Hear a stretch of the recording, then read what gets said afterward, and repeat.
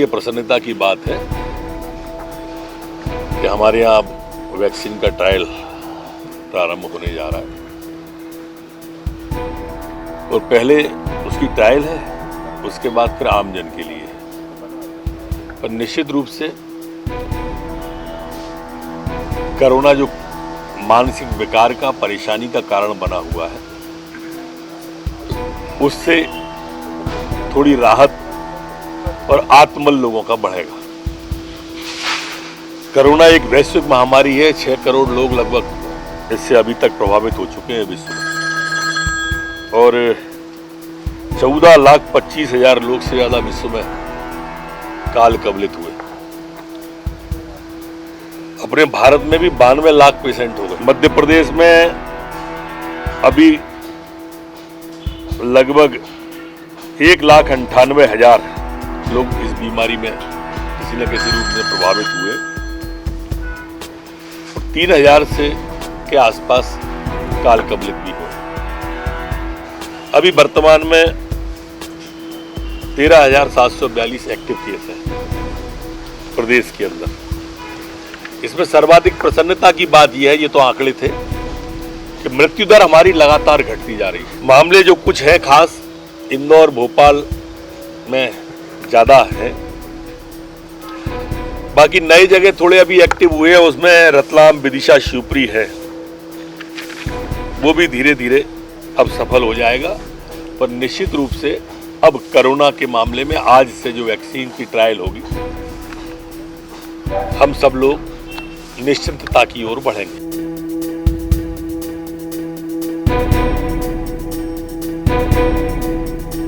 माननीय मोदी जी जब से आए तब से वो नए इनोवेशन, नए आइडियाज लाते हैं और देश को एक दिशा देते हैं। वन नेशन वन टैक्स किया और पूरे देश ने अंगीकार किया। वन नेशन वन इलेक्शन भी उसी तरह का है। One nation one flag, one nation one ration, एक ही राशन कार्ड पे पूरे देश के अंदर वो अनाज ले सकता है। वन नेशन वन ट्रांसपोर्टेशन, मतलब वन ड्राइविंग लाइसेंस, एक ही लाइसेंस पूरे देश में चलेगा।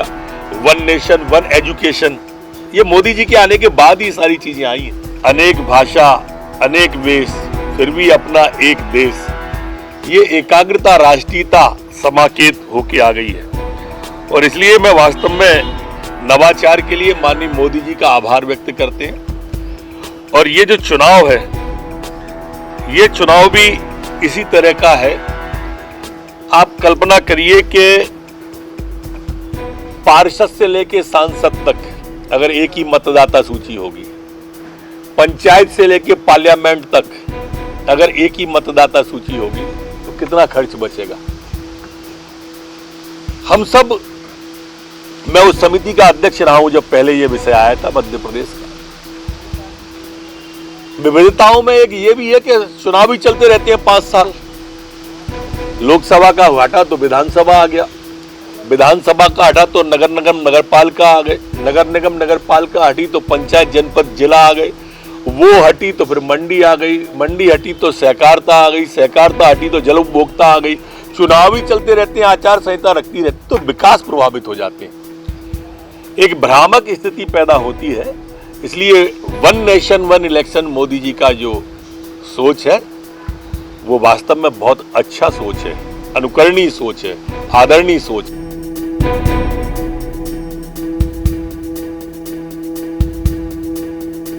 दिग्विजय सिंह कह रहे हैं लव जिहाद की जानकारी नहीं है आपको। पूरी तरह से परिभाषा भी मांग रहे हैं कि लव जिहाद की परिभाषा क्या है आगे?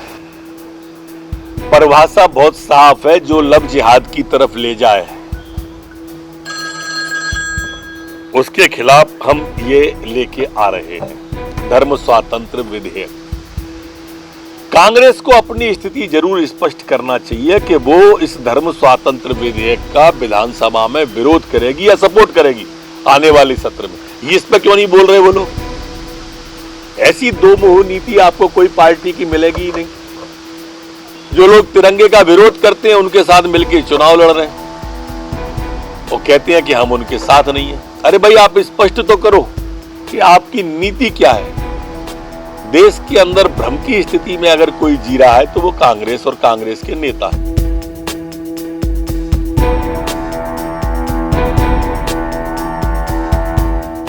जवाहर है उनको वादा किया गया था कि परमानेंट करेंगे। किसने किया था वादा? कमलनाथ का वादा मुझसे पूछ रहा हूं, उनने एक भी वादा पूरा नहीं किया। कमलनाथ उनने वादा किया था कि 2 लाख तक का कर्जा 10 दिन में माफ होगा। उनने वादा किया था पुलिस को छुट्टी दी जाएगी हफ्ते में 1 दिन, वो पूरा नहीं किया। उनने वादा किया था शिक्षित बेरोजगारों को बेरोजगारी भत्ता दिया जाएगा, उनने पूरा नहीं किया। उनने कहा था कि अतिथि विद्वानों को परमानेंट किया जाएगा, उन्होंने नहीं किया। ये उनके सब झूठे वादे थे। वही तो मैं कह रहा हूं कि पूरा देश समझ गया।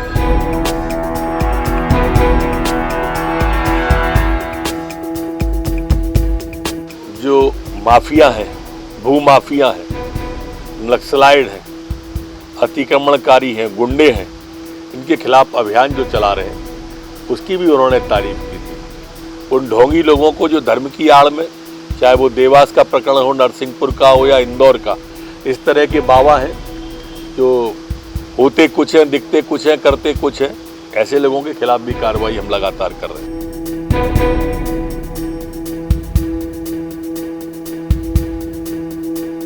देखो, अब ट्वीट ही कर सकते हैं दिग्विजय सिंह जी। आप कल्पना करो ना, ये न सरकार न साहूकार और किसान को दाम तय करने का अधिकार। मोदी जी का ये भी एक क्रांतिकारी कदम है, माननीय प्रधानमंत्री जी का।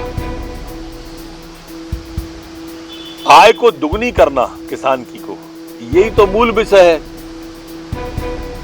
देश में आजादी के बाद तक सर्वाधिक समय तक कांग्रेस की सरकार रही और किसान कर्ज में पैदा होता था, कर्ज में जीता था और कर्ज में मर जाता था। आखिर क्यों? इसका जवाब देना उन्होंने किसान के लिए क्यों नहीं किया कुछ? क्यों किसान हमेशा कटोरा लिए खड़ा रहा? क्यों अन्नदाता भूखा रहा? कपड़ा पैदा करने वाला क्यों नंगा रहा? इसका जवाब कांग्रेस के पास नहीं है।